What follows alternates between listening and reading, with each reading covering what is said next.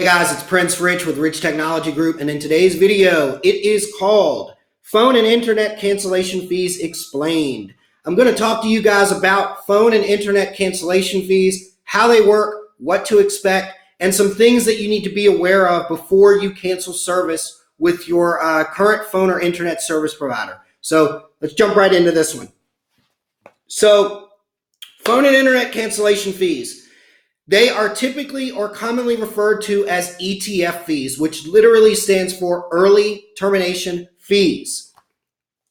How much could you be on the hook for when you attempt to or when you accidentally cancel phone and internet service? So let's get into this. And again, we're going to talk about some things that you need to be aware of and just some things that I recommend when you go to cancel. Let's see here. All right, so how much could you be on the hook for? What you need to understand is that some carriers actually charge a fee for early termination. Some of them, now, here's kind of how this works.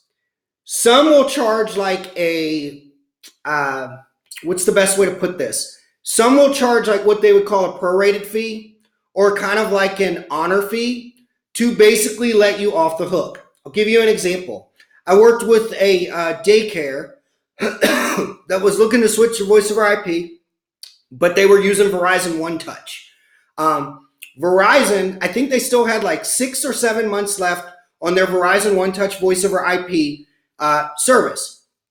And normally, instead of them having to pay like the whole rest of the term, like, you know, the whole rest of the 6 to 8 months of whatever their monthly bill would be, when I had them on three-way with Verizon on a conference to basically find out what it would be for them before we looked at another carrier, because I'm really funny about protecting people that call me to make sure, you know, don't get me wrong, nothing makes me more happy than somebody wanting to call me and have them and have me help them to switch to voice over IP. But the last thing I want is for somebody to call me back up and say, hey, Prince, you helped me switch to this new phone system, but I got hit with these massive termination fees from my other carrier or something. So rest assured, if you call me and say, hey, I'm interested in voice over IP, switching from our carrier, the first thing I'm going to always ask you is, are you in contract with the other carrier? And if you're not sure, let's get on the phone and find out, because I want to make sure it's a smooth transition. You move to a nice carrier, but you also aren't on the hook to where you're paying almost double with two carriers, your new one and your old one. My point is, some carriers, Verizon being one of them, but not always, will, instead of charging you the rest of the term, meaning what you would have owed per month for the rest of the months that you still have in the contract, will charge you like a prorated fee and let you out. In the case of this example with this daycare that I was talking about, this guy had somewhere between 6 to 8 months left on his Verizon One Touch voice over IP, and he wanted to switch to Vonage Business. When we contacted Verizon directly, they were basically offering like a they were basically saying he had to pay $433 even, and they would just let him out for the whole 8 months. When we did the math, it actually wasn't bad because he was actually paying about $168 a month for the, he was paying about $268 a month for Verizon One Touch, and with what he was going to be paying with Vonage Business, he was going to be saving somewhere in the ballpark of almost like $75 to $77 a month.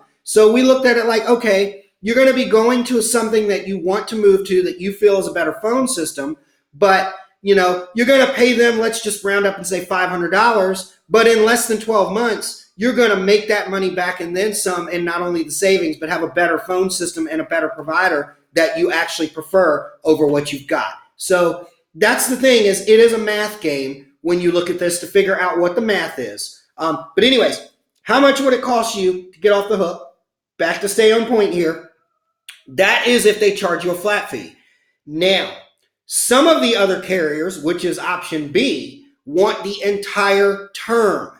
Meaning, if you want out, they don't want like a flat prorated fee or a negotiated fee. They want the actual amount of what your bill would be with the taxes for every single month that's left in the term that you are trying to get out of. Should you do it or should you not? That boils down to the math. It really is a thing of, you need to look at what, it really boils down to two things. How much what is the savings between who you're looking at switching to and what you're currently paying. If the savings is significant, then for a lot of people, it makes sense to switch. It's not just the savings either. It boils down to, is your business going through a change where you have to switch because you need something that is better or more capable than what you currently have? So that's really a decision that you have to make. How do you know what your fees are? First of all, I recommend that all of you that are watching, you call the provider. Don't guess. Don't look at your bill. I mean, you can look at the bill, but typically a bill is not going to really tell you what your cancellation fees are. It might say for questions or to cancel, call here, but I always recommend that you actually call the provider and get the hard numbers. Take notes.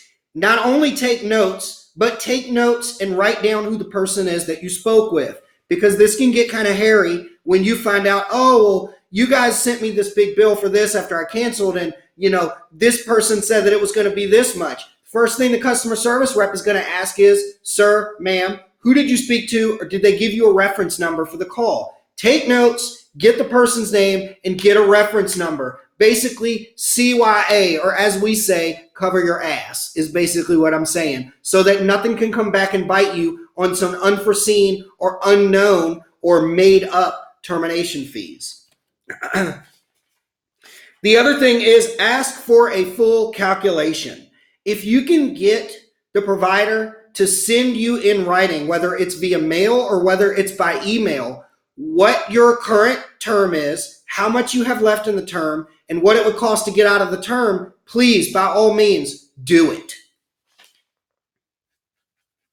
Some last things that you need to be sure of. Some big pointers here that can come back and bite you in the butt, and I've actually personally been bitten by some of these over the years in a distant past. Make sure that you return any equipment that they have.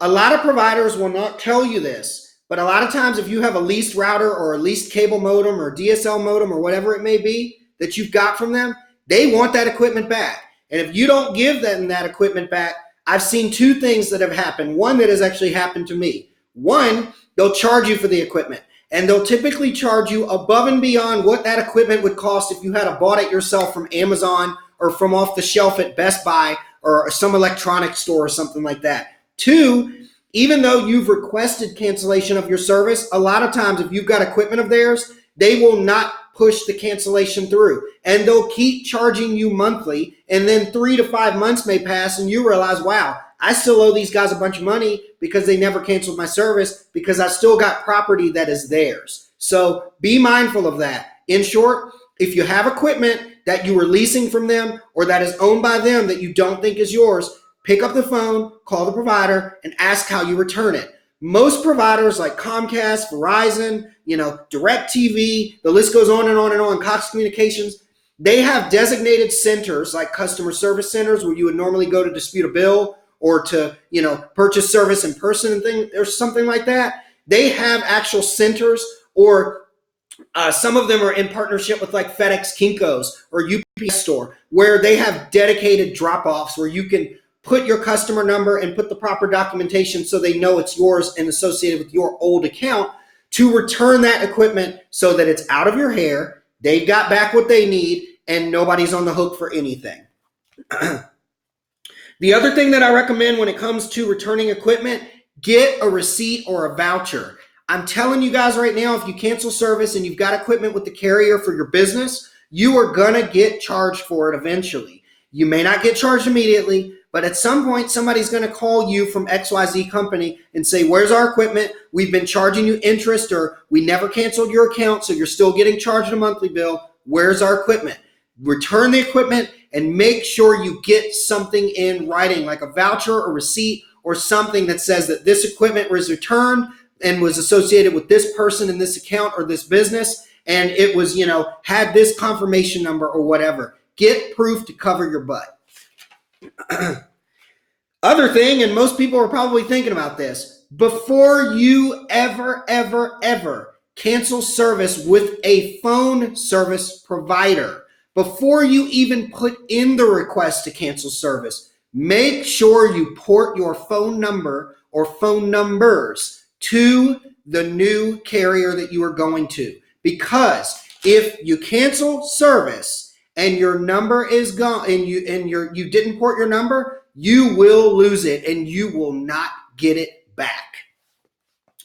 The only other thing that I wanted to throw out there in regards to canceling services, always, before you cancel your internet service, make sure that you can get internet with the other provider first. I don't mean talk to them over the phone and they say, oh yeah, internet's there. Or, oh yeah, internet is showing in our system that it's green or available. That means that it's possibly there, but it might require a check or contract on file or have high construction costs for your business.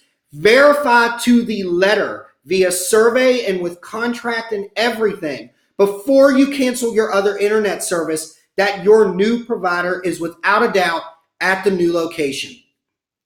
Anyways, I hope this video was helpful for phone and internet cancellation fees explained and some things that you need to be aware of before you proceed down that road. If any of you are watching this video and you're in the process of canceling service or you're thinking about canceling service and you're looking for a new phone or internet or phone system service provider, call me. I represent them all in the United States. I can hook you up with not only any of the carriers, but with the best deals. Prince Rich, your go-to guy for the best deals on business phone and internet service in the USA. I'll catch you guys again in the next video.